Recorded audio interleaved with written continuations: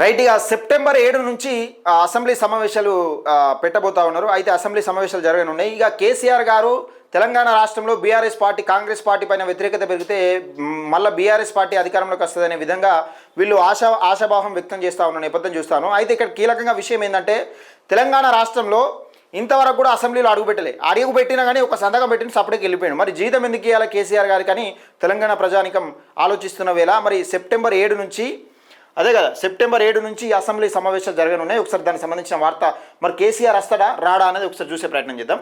వేడెక్కనున్న రాష్ట్ర రాజకీయం, సెప్టెంబర్ 7 నుంచి అసెంబ్లీ సమావేశాలు, ప్రజా సంక్షేమ అభివృద్ధి ఎజెండా వివరణకు అధికార పక్షం సన్నాహాలు, నిలదీసేందుకు ప్రతిపక్షాల ప్రణాళిక, రైతు విద్యార్థి సమస్యల ఎజెండా.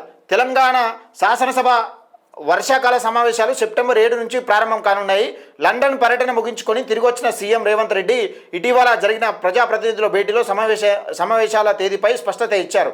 శాసనసభ సమావేశాల ప్రారంభం ఖరారు కావడంతో అధికార ప్రతిపక్ష వ్యూహాలతో రాష్ట్ర రాజకీయం ఒక్కసారిగా ఉత్కంఠగా మారింది. ఈ సమావేశంలో ప్రభుత్వం పలు కీలక బిల్లులు, విధానపరమైన నిర్ణయాలను ఆమోదింపజేసేందుకు సన్నాహాలు చేస్తుంది. తమ నియోజకవర్గంలో పెండింగ్లో ఉన్న ఇరిగేషన్ ప్రాజెక్టుల భూసేకరణ పరిహారం పనులకు త్వరితగతిన పూర్తి చేయడంపై దృష్టి పెట్టాలని ఎమ్మెల్యేకు సీఎం రేవంత్ రెడ్డి సూచించినట్లు తెలుస్తోంది. తెలంగాణ ప్రభుత్వం అమలు చేస్తున్న రైతు భరోసా, సంక్షేమ పథకాలు, ఇతర విధానాలపై గత ప్రభుత్వానికి ప్రస్తుత పాలకులు ఉన్నత వ్యత్యాసానికి లెక్కలతో సహా సభ ద్వారా ప్రజల ముందు తెచ్చేందుకు సర్కార్ సిద్ధమవుతున్నట్టు తెలుస్తోంది. మరోవైపు ఏళ్ల తరబడి పెండింగ్లో ఉన్న ఫీజు రీయింబర్స్మెంట్ బాకాయిలు, పాలిటెక్నిక్ కళాశాల ఎదుర్కొంటున్న సమస్యలపైన ప్రభుత్వానికి గట్టిగా నిలదీసేందుకు ప్రతిపక్షాలు కార్యాచరణను సిద్ధం చేస్తున్నాయి.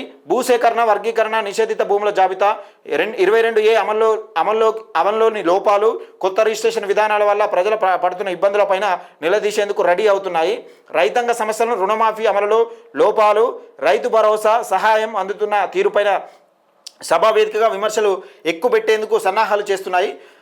శాసనసభ వేదికగా ఇరుపక్షాల మధ్య వేడి చర్చలు, ప్రత్యారోపణలు జరిగే అవకాశం ఉండడంతో ఈ వర్షాకాల సమావేశాలు రాష్ట్ర రాజకీయాల్లో హాట్ టాపిక్గా మారనున్నాయని ఒక వార్తనైతే చూస్తాను. అయితే ఇక్కడ కాంగ్రెస్ ప్రభుత్వం వచ్చిన తర్వాత, అధికారంలోకి వచ్చిన తర్వాత ఈ పెండింగ్లో పనులు ఉన్నాయి ఏవైతుంటాయో మేము పూర్తి చేస్తామని చెప్తా ఉన్నారు. అనేకమంటి ఉన్నాయి, ప్రతి జిల్లాలో, ఒక్క జిల్లాలో కాదు, అనేకమంటి కూడా పెండింగ్ పనులు ఉన్నాయి. దానిపైన ప్రతిపక్షాలు కూడా ఆరోపించేందుకు ప్రతిపక్షాలు కూడా కత్తులు నూరుకుంటా ఉన్నాయి అన్నట్టు. ఇక కత్తులు నూరుకొని వాళ్ళ అసెంబ్లీలో అంటే మేము చేయలేకనే మీకు అప్పచేస్తే మీరు కూడా చేస్తలేరనే విధంగా చెప్తా ఉన్నారు. మరి ప్రజలు కూడా ఏం చూడాలంటే ఇరు పార్టీలను, రాజకీయ పార్టీల లెక్క చూడాలి. ఈ కన్నతల్లి లెక్క చూస్తే మనం నష్టపోతాం. ఇరు రాజకీయ పార్టీలు మీకు చేతగాకనే వీళ్ళకి అప్పచెప్తే వీళ్ళకి కూడా చేతనైతే అనే విధంగానే చూడాలి తప్పితే బీఆర్ఎస్ వాళ్ళు మంచిగా అడుగుతారని ఒక మాట, లేకపోతే కాంగ్రెస్ వాళ్ళు మంచిగా చేస్తున్నారని మనం అనుకుంటే మాత్రం పప్పులో కాల్చినట్టే.